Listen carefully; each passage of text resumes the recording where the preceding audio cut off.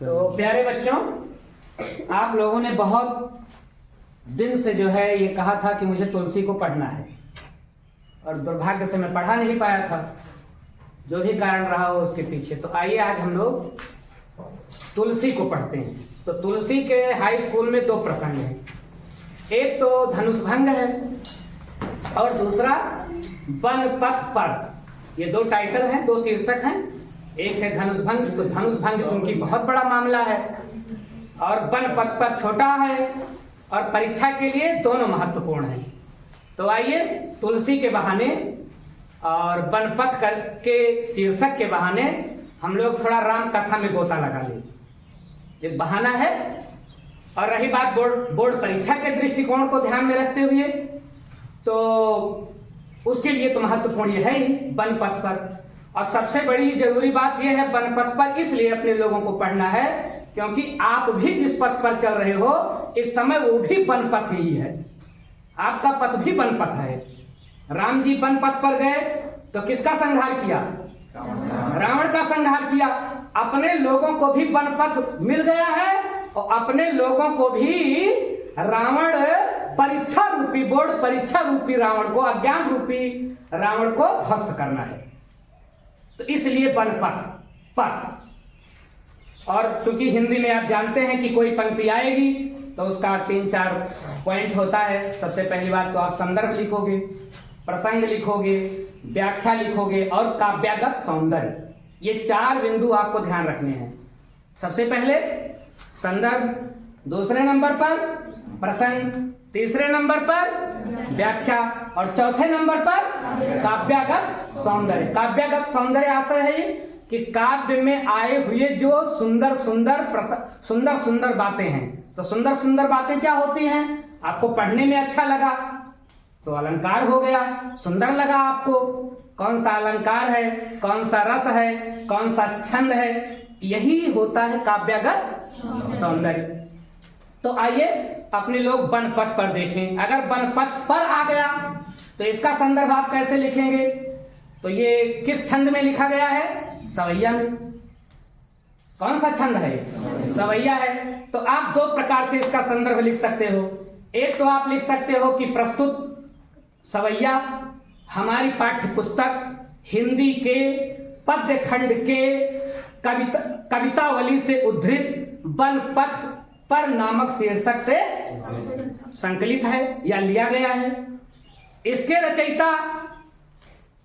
रचयिता मैंने आपको कभी चर्चा में बताया है।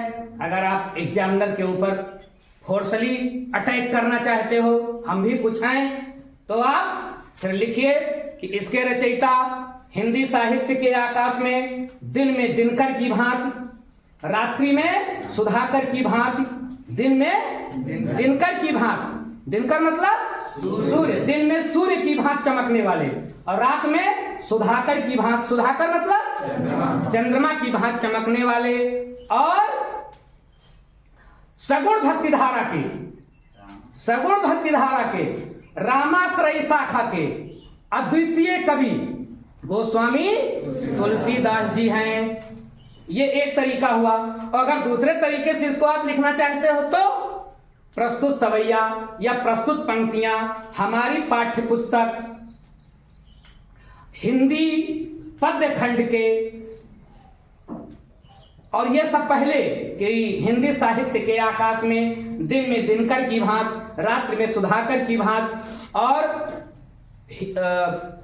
ये हिंदी सगुण भक्ति धारा के दिन में दिनकर की भांति, हिंदी साहित्य के आकाश में दिन में दिनकर की भांति, रात्रि में सुधाकर की भांति चमकने वाले, और रामाश्रयी हिंदी भक्ति धारा के सगुण शाखा के, रामाश्रयी शाखा के प्रमुख कवि गोस्वामी तुलसीदास जी द्वारा विरचित कवितावली के अयोध्या कांड के वन पथ नामक शीर्षक से लिया गया है। मतलब कई किस्म से आप संदर्भ लिख करके और एग्जामिनर को प्रभावित कर सकते हैं। दूसरा यह है ऐसा संदर्भ लिखो कि संदर्भ पढ़ते ही एग्जामिनर ये सोचने पर मजबूर हो जाए कि examinee better than examiner is better than examinee, ये सोचने पर मजबूर हो जाए। और मैं आपको एक बात बता दूं कि संदर्भ वो चीज, संदर्भ मतलब बेटा परिचय, संदर्भ पर इतना चढ़ लो कि प्रसंग व्याख्या होगा पढ़े ही करना पड़े।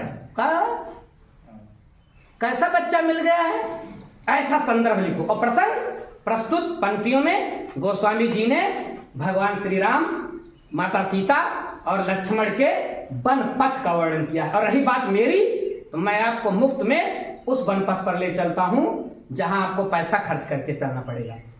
सरकार बनवा रही है ना अयोध्या से लेकर के और रामेश्वरम तक जो है वन पथ बना रही है, जिस पर भगवान राम गए हैं, जिस पथ पर है, तो हम लोग आइए वहां वैसे चले। अच्छा, प्रसंग क्या है? अगर इस प्रसंग पर आएंगे, आप कवितावली के प्रसंग पर आएंगे, तब तो बस ये है कि राम अपने वनवास काल में हैं और जा रहे हैं, तो वन में उनके साथ क्या क्या हुआ, कौन सी घटना घट रही है वन पथ पर, उसका वर्णन है। लेकिन अगर थोड़ा सा हम डीप में चले तो अपने लोग पाएंगे कि राम जी का विवाह हुआ, राम जी के विवाह के बाद अयोध्या में हलचल मची, भूकंप आया, अयोध्या में भूकंप आया तो राम जी को वनवास हुआ, राम जी को वनवास हुआ तो लक्ष्मण भी जाने को तैयार हुए, माँ जानकी भी जाने को तैयार हुई। और जब राम जी बन जाने को तैयार हुए, जानकी भी तैयार हुई, लक्ष्मण भी तैयार हुए, तो फिर दशरथ जो एकदम विह्वल थे अपने पुत्र राम के लिए, लक्ष्मण के लिए, पुत्र वधू सीता के लिए जो एकदम विह्वल थे, उन्होंने सुमंत्र से कहा कि इन तीनों को रथ पर बैठाओ और नगर भ्रमण करा करके 2-4 दिन में लेकर आओ, लौट आओ।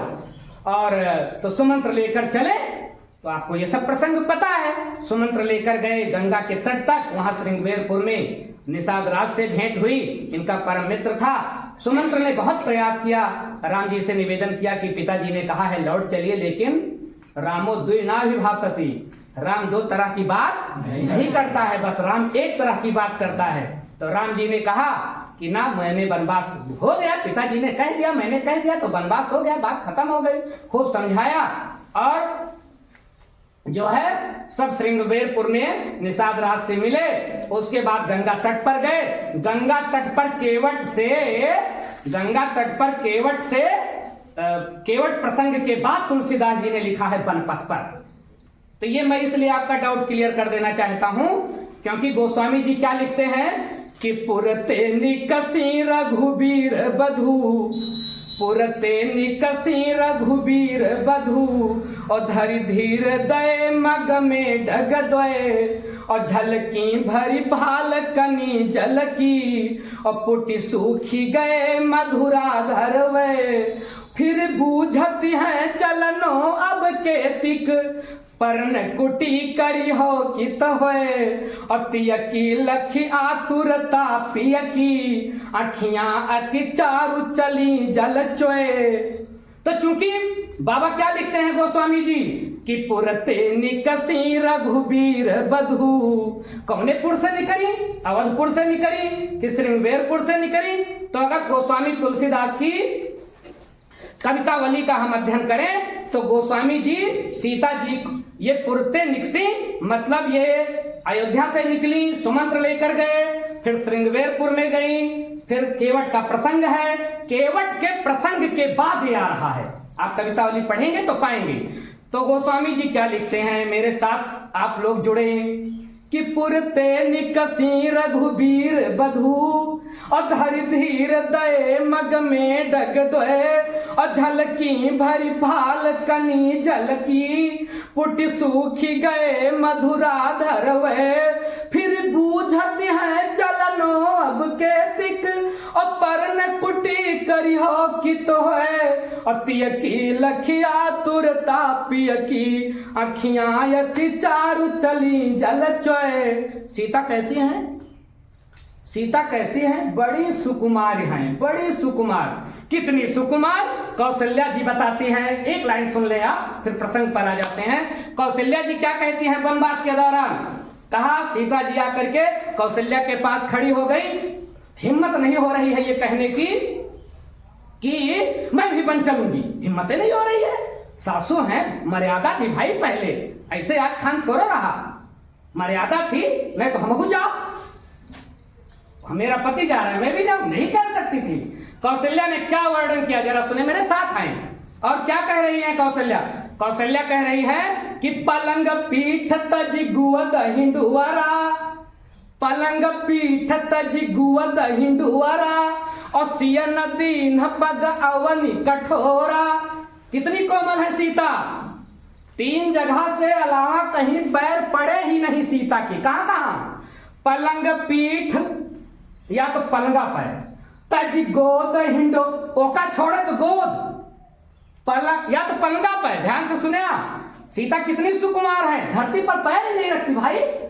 पलंग पीठ तज गोद हिंडोरा, असियन दीन पग अवनी, अवन मतलब अवन माने पृथ्वी, पृथ्वी पर सीता ने कभी पैर रखा ही नहीं।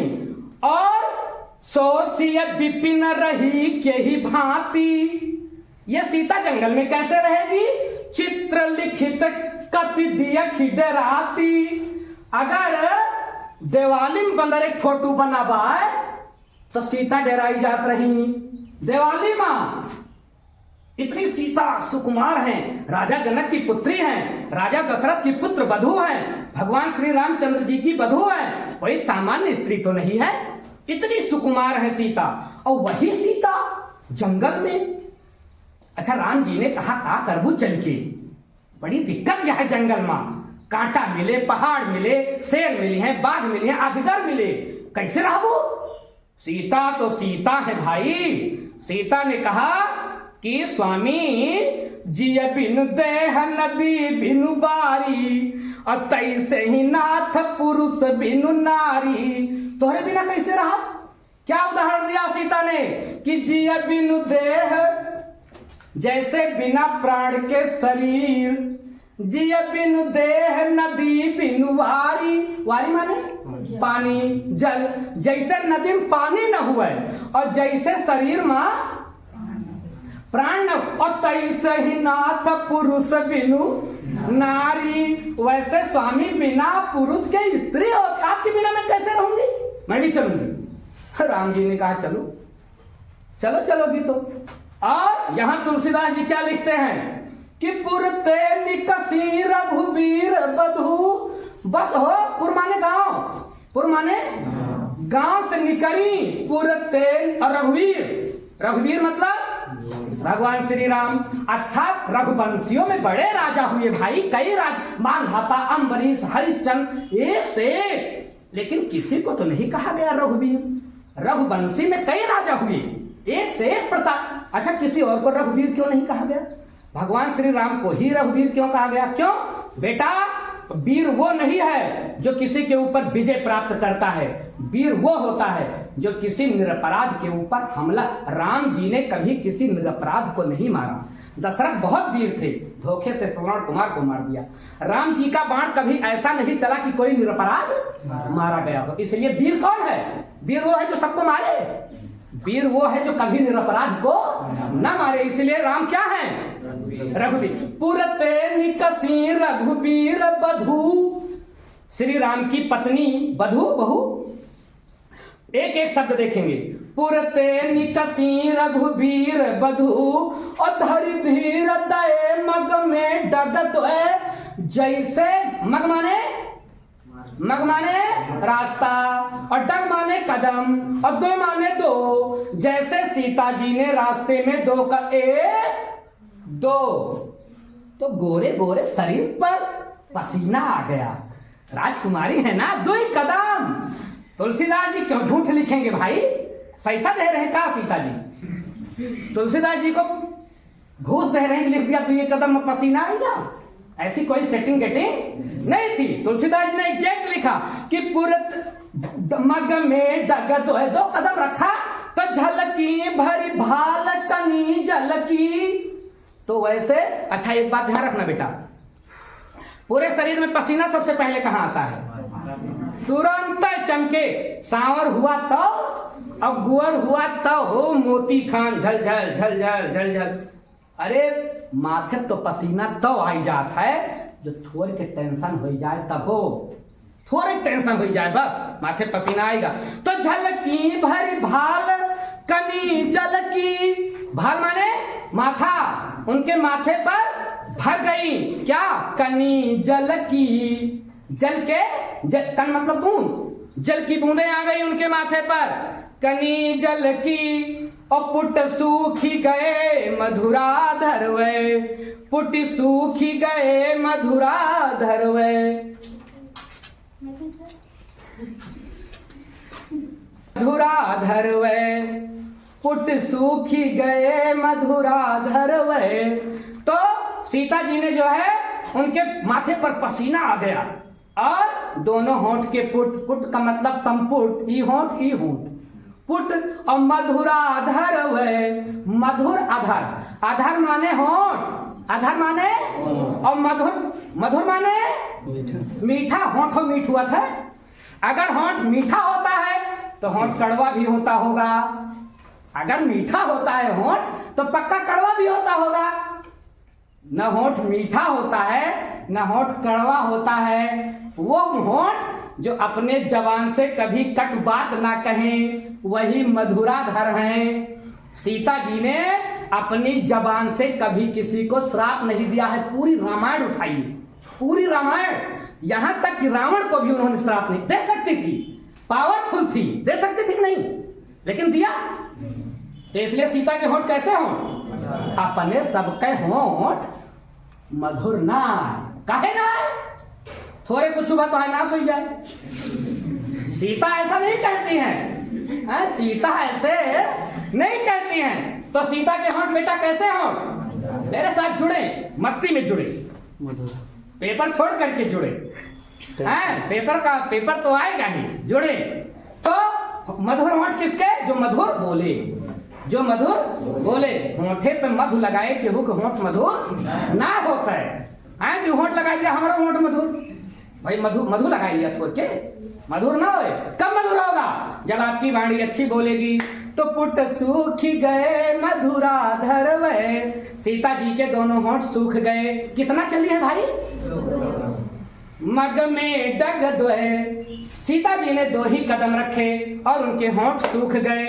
होंठ सूख गए, पत्नियां बहाना बनाने में नंबर 1 लगाई दिमाग सीता जी।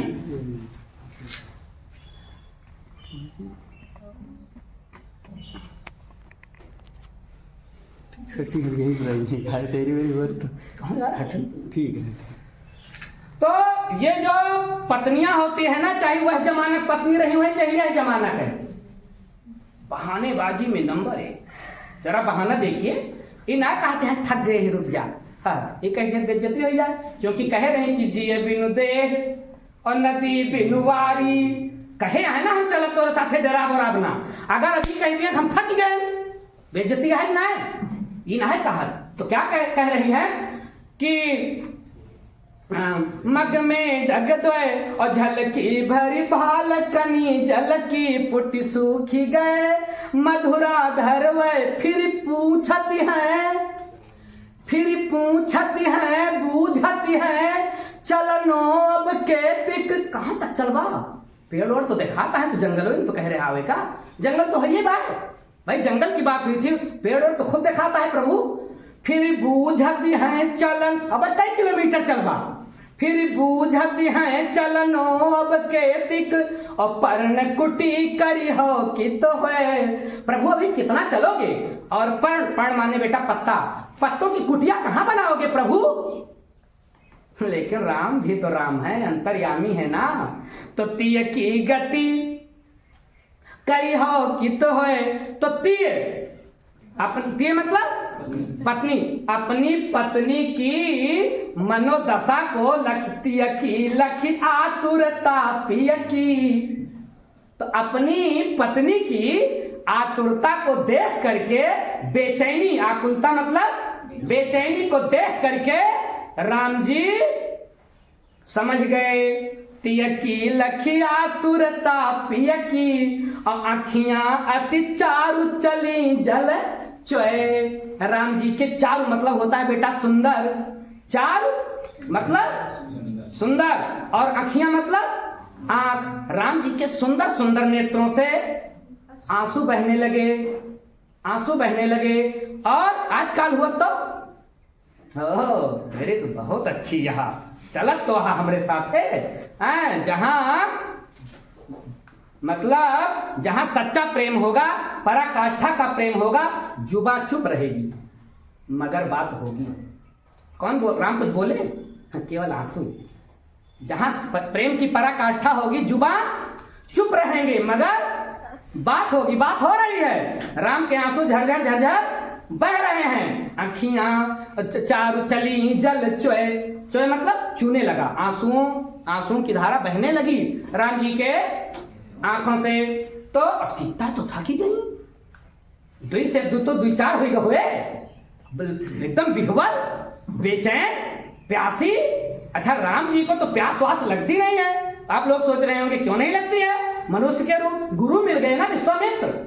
विश्वामित्र पहले ट्रेंड कह दे रहे हैं। विश्वामित्र को पता था कि राम जी को वनवास होगा, पहले ट्रेंड कह दे रहे हैं। विद्या निधि कहूं विद्या दीन्ही, और जाते लगहि न सुधा पिपासा। तो राम जी का तो विश्वामित्र विद्या दे रहे हैं कि न भूख, और सीता जी का यस कोनो गुरु मिला ना रहे, तो सीता जी परेशान। तो आगे गोस्वामी जी क्या लिखते हैं, पूरी पंक्ति समझ रहे हैं कि राम जी और सीता जी, अनुज लक्ष्मण, तीनों लोग वनवास पथ पर हैं।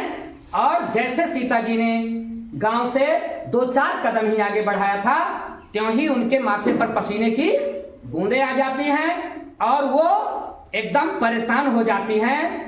और फिर अपने पति से पूछती हैं कि स्वामी, आप कुटिया कहाँ बनाओगे? राम जी सीता की थकावट को जान जाते हैं और उनके प्रेम को समझ करके, सीता की व्याकुलता को समझ करके राम जी के आंखों से आंसुओं की धारा बहने लगती है। ये था पहला पद, ये था पहला पद। अंदर गया? पहला पद गया अंदर। तो अब इसमें जब पहला पद मान लीजिए आ गया, तो नीचे आपको क्या क्या करना है? काव्यागत सौंदर्य। तो इसमें रस, श्रृंगार ओतप्रोत है, श्रृंगार भरा है। हेरोइन का नाम है श्रृंगार। रस, श्रृंगार, अलंकार, बार बार कहीं कहीं शब्दों की पुनरावृत्ति हो रही है। अनुप्रास का भंडार है, देख लीजिएगा। अनुप्रास कहाँ होता है? जहां शब्दों की, अक्षरों की पुनरावृत्ति हो, तो ये भी है। और रस हो गया छंद सवैया, छंद सवैया।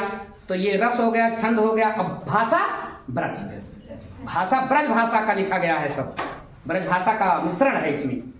तो ये हो गया, ये पद हो गया। अगर ऐसा आता है तो आपको 3-4 बिंदुओं पर ध्यान रखना है बेटा। संदर्भ मैंने बता ही दिया, प्रसंग, व्याख्या चल ही रही है, और काव्यागत सौंदर्य। अगर आप दूसरे पर देखिए